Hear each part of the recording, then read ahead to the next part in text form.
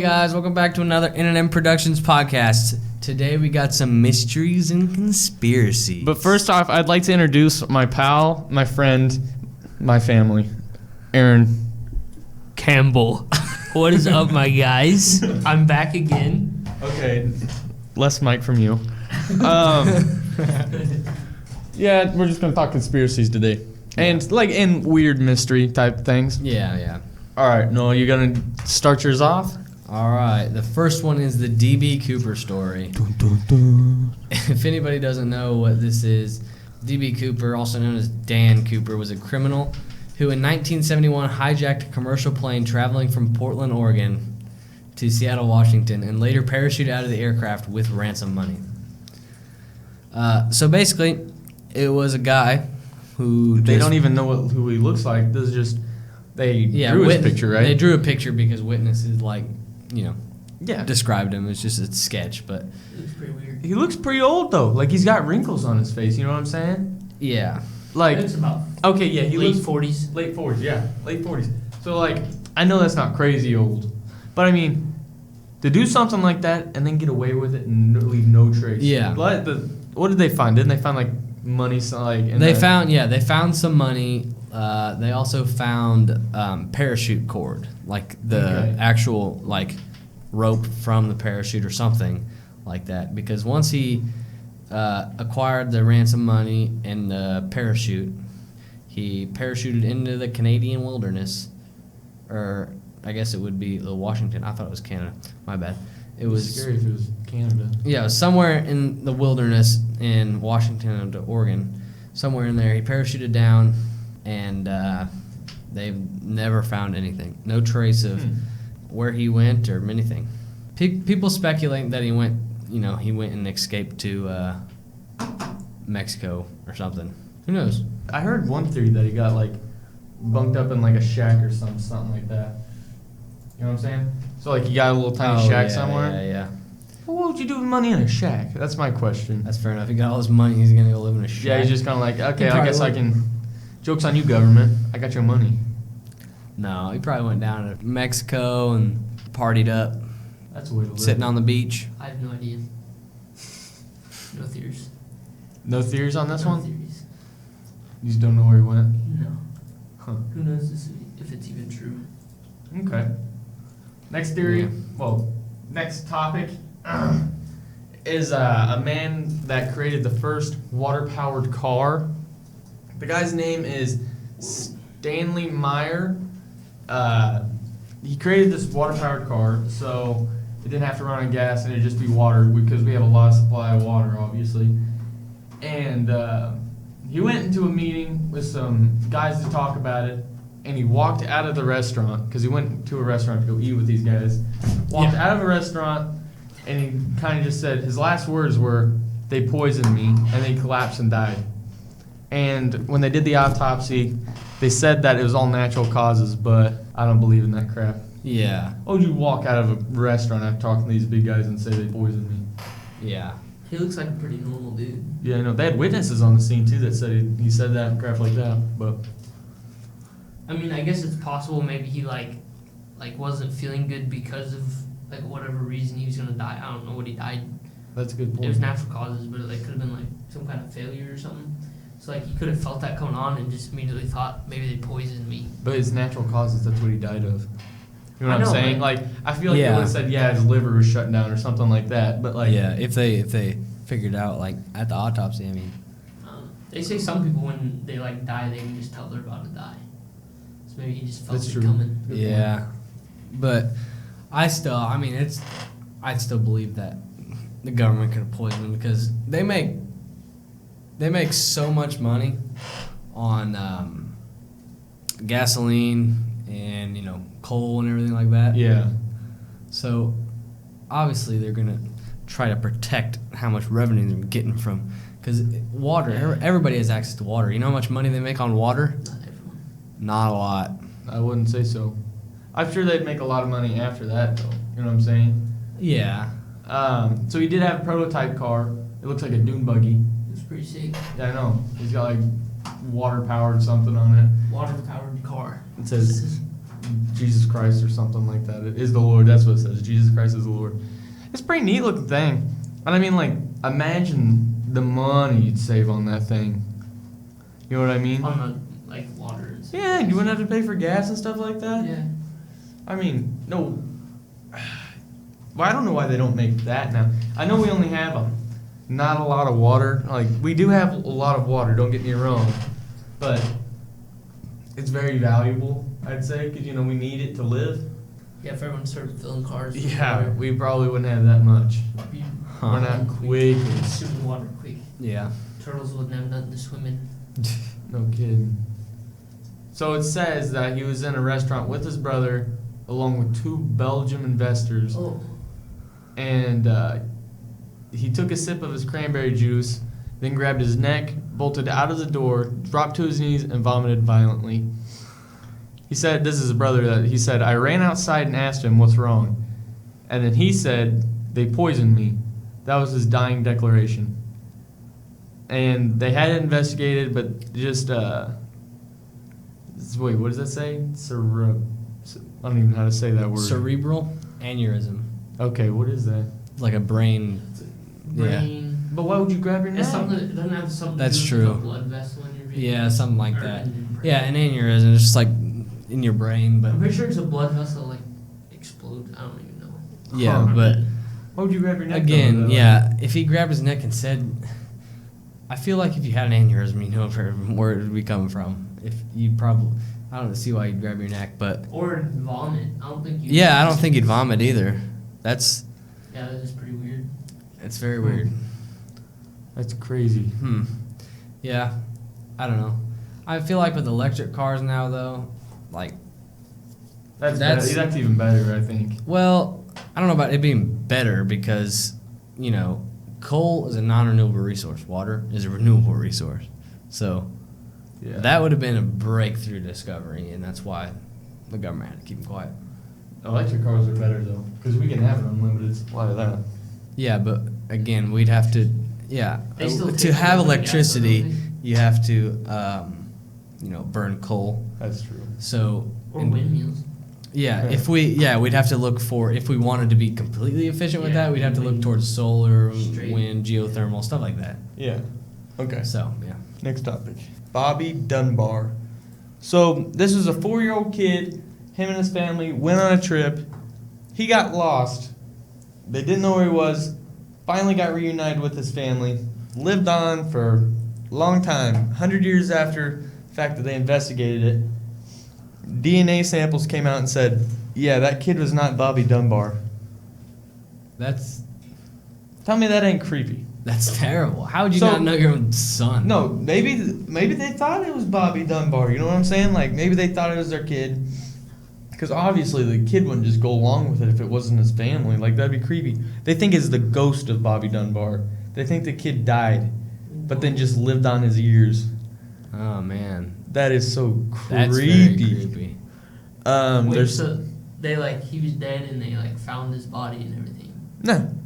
They never found they him? lost him. They lost him, right? Yeah. And then they're like, "Oh, hey, here's your kid." And they're like, "Oh, thank God." And then they lived on their life until they all died. Oh. And then they figured out that it But was. then they're like, "Yeah, that DNA doesn't match up with your kid." So you're saying his, like, Maybe. ghost, like, Yes. but took somebody else's body or Yes. It could have been like a doppelganger though, or like a. The kid would not go along with that though. something? That's true. Oh yeah, I didn't think about that. What if That the- is really weird. What if the kid They're possessed still the investigating to this day. That is so creepy. Yeah, that reminds me of that movie, that Jordan Peele movie, Us. If you haven't seen it, Oh yeah. I think I talked about this before in the podcast, but it's really interesting because it's like basically another set of people live underground, and they control everything that you do, and they're the exact copy of you. They do whatever you do or whatever they do, you do simultaneously.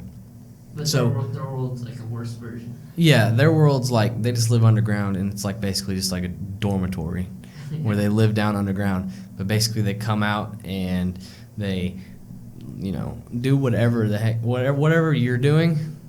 They do the exact mirror of it.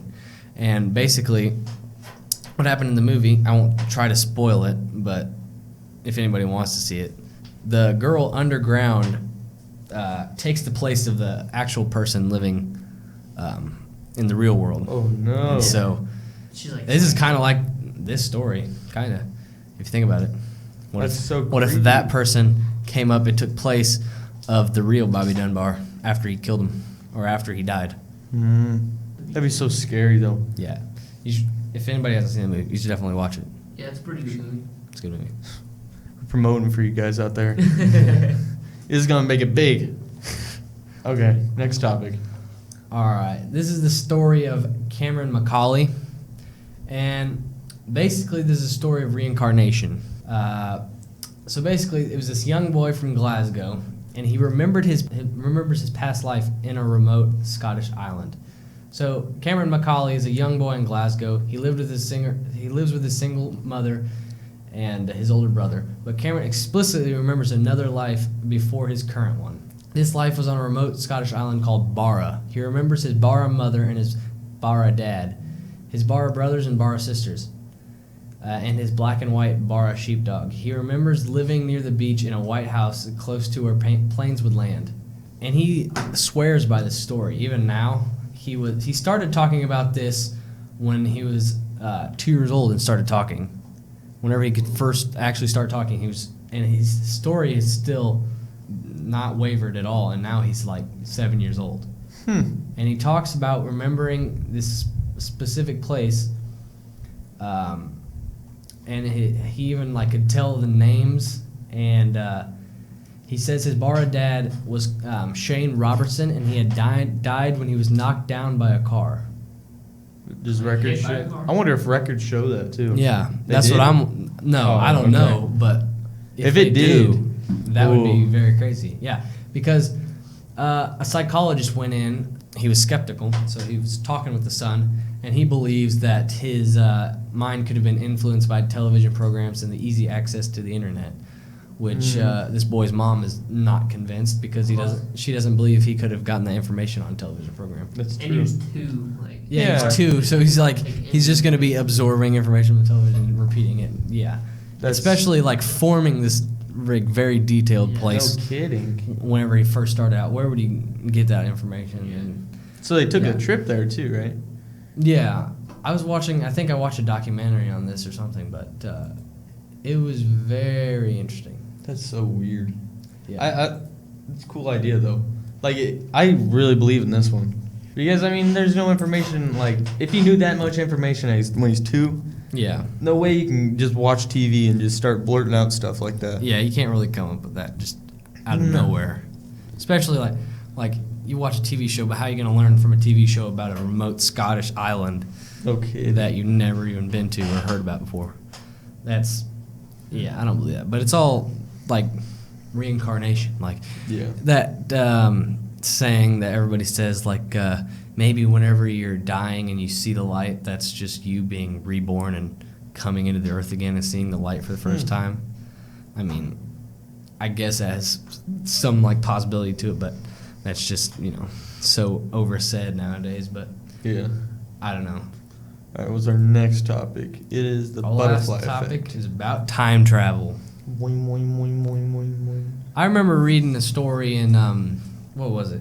Freshman year? I don't know. They got a movie over it. It was either freshman year or 8th grade year. We talked about The Sound of Thunder. Do you remember that story?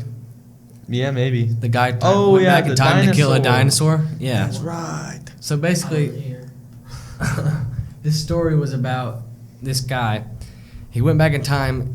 This company took you on a trip to kill a dinosaur in a time machine, and they had this path all marked out, and they had a dinosaur that was already going to die from some other cause in the future that you would kill with no effect whatsoever on the future. And basically what happened is the guy messed up, and he stepped off the path and killed a butterfly.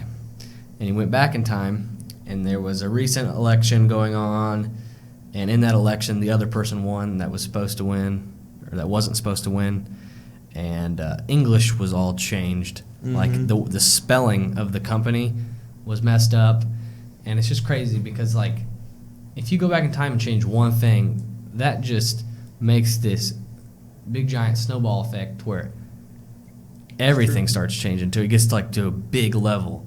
So like everybody says, well, if you could go back in time and, you know, make sure Hitler was never born, would you do that? It's like you couldn't do that, or else everything nowadays would be changed, because the Holocaust was such a giant thing and World War II was such a giant thing that if that didn't happen, today would be completely different. So that's basically what the butterfly effect is. It's just like Back to the Future too. Whenever he goes back in time and his parents aren't dating, so he starts to fade away. Yeah, that's a very realistic, you know, thing that would happen. And I feel like even if I feel like it'd still cause a butterfly effect even if you went back in time to kill a dinosaur that was already going to die, because who's to say that dinosaur didn't affect another thing before it died? Like, who say a dinosaur didn't eat this leaf that this bug was living on, and the bug's life didn't affect something else, you know? Like, there's in a way though, I kind of don't believe in this theory, because what if it's not a major thing? You know what I mean? I don't think it like, I know. has to affect something major. Okay, that's true. Yeah, it always doesn't have to affect something major. It could be very, you know, we could still have our some of our writing be like Canadians and British people, where we spell color with a U and favorite with a U and everything like that. It could be something as small as that, but still that would change something. Yeah. It's kinda like, have you seen The Flash? Like the series? Oh. Well, in The Flash, he'll like go back in time, and like as long as he doesn't really talk to anyone or do much, then it doesn't really change anything. But once he starts like affecting like big things, like saving someone's life or something, then that's whenever like stuff starts changing like a lot. And that's like Project Almanac. If you haven't seen that movie, that's a good movie too.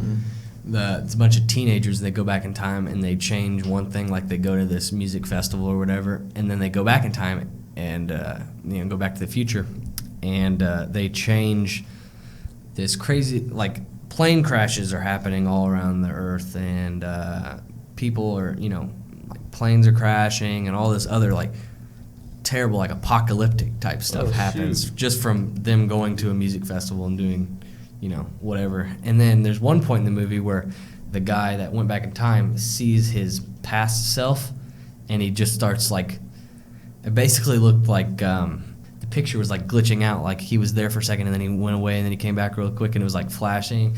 And it was spooky. And you could hear like a delay, like he was saying hello, hello, and it was like delayed with an echo. And I don't know what it'd be like to meet your past self. What would happen? Because people always call him an idiot.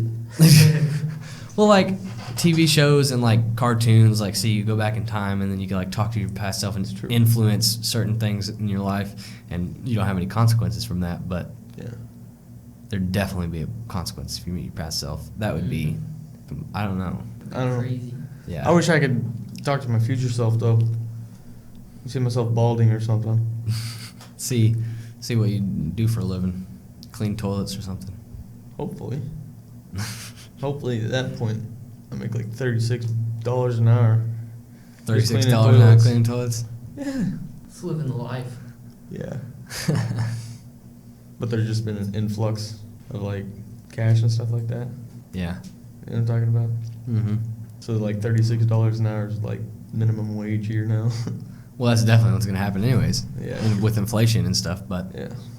I don't know. I think that's all we have for you guys today. Thanks for listening, and we'll catch you next time on another podcast.